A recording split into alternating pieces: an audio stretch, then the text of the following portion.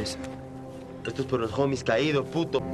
Por el amor de Dios. 3. Pemuda ini bernama Casper. Ia adalah salah satu anggota geng yang paling barbar di negara Meksiko. Namanya geng Salvatrucha. Ia diperintah oleh ketua geng untuk menjemput seorang bocah yang memiliki nyali yang luar biasa. Namanya Smiley. Dia berbeda dari anak lainnya. Karena di usianya yang cukup muda, keinginannya hanyalah satu, yaitu bergabung di geng tersebut. Namun sebelum bergabung, Smiley harus melewati beberapa tahap yang salah satunya adalah tes fisik dan mental. Selama durasi 13 detik, Smiley diuji kelayakannya, yang mana 13 detik adalah ciri khas dari geng tersebut dalam melakukan penyerangan. Smiley pun diterima dan resmi bergabung di geng Salvatrucha. Di sisi lain kita melihat seorang gadis broken home yang sedari kecil tinggal di rumah neneknya. Ia sedang dijemput oleh ayahnya yang sudah hampir tidak mengenalinya lagi. Namanya adalah Sherla. Sherla dan ayahnya pun pergi beserta pamannya menuju kota lain dengan cara yang ilegal. Casper dan Smiley diperintahkan pergi ke wilayah lain untuk menjumpai anggota lainnya. Namun mereka tidak melakukannya dengan sungguh-sungguh. Casper lebih memilih untuk bertemu dengan kekasihnya. Setelah bertemu dengan pujaan hatinya, Casper dan Smiley pun kembali ke markas. Dan sesampainya di sana, untuk pertama kalinya, Smiley, si bocah yang salah pergaulan itu, diperintahkan untuk membunuh seorang tawanan, yang mana tawanan itu berasal dari geng lain. Cabeza. Esto es por los homies caídos, puto. Por el amor de Dios. 3.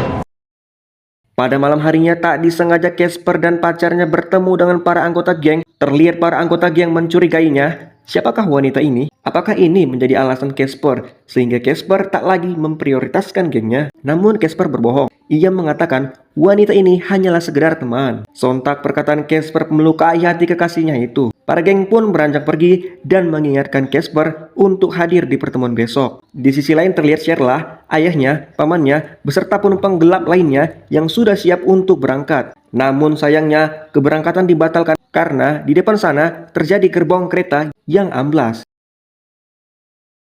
Keesokan harinya pertemuan pun diadakan di mana ketua geng sudah mengetahui kebohongan yang dilakukan Casper dan Smiley. Dan ketika mereka akan mendapatkan hukuman, pacar Casper pun datang ke lokasi itu. Sontak Casper pun kaget dan menyuruh pacarnya itu untuk pulang. Namun ketua geng berinisiatif untuk mengantar pacarnya itu pulang ke rumahnya. Casper sebenarnya tidak yakin dan benar saja di saat menuju perjalanan pulang, tiba-tiba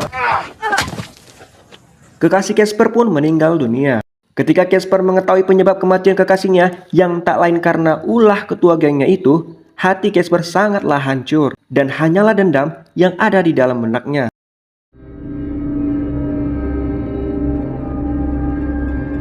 Dan benar saja, keesokan harinya, di saat mereka bertiga sedang merampok, tiba-tiba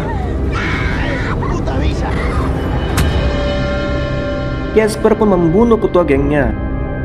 Dan suatu kebetulan, Casper telah menyelamatkan nyawa gadis itu yang tak lain adalah Sherla. Semenjak kejadian itu, tak ada satu orang pun yang duduk di dekat Casper. Bahkan beberapa orang ingin menjatuhkannya dari atas kereta, namun digagalkan oleh Sherla.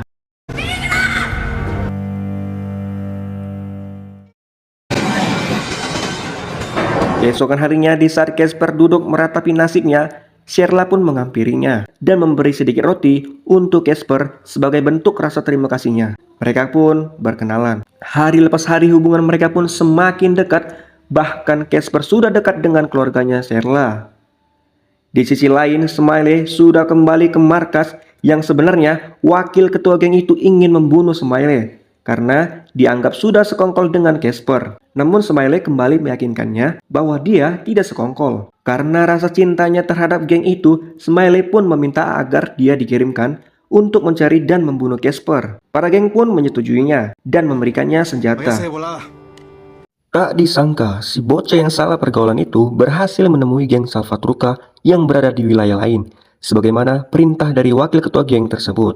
Mereka pun mulai mencari Casper, bahkan adu tembak pun sempat terjadi dengan geng brutal lainnya.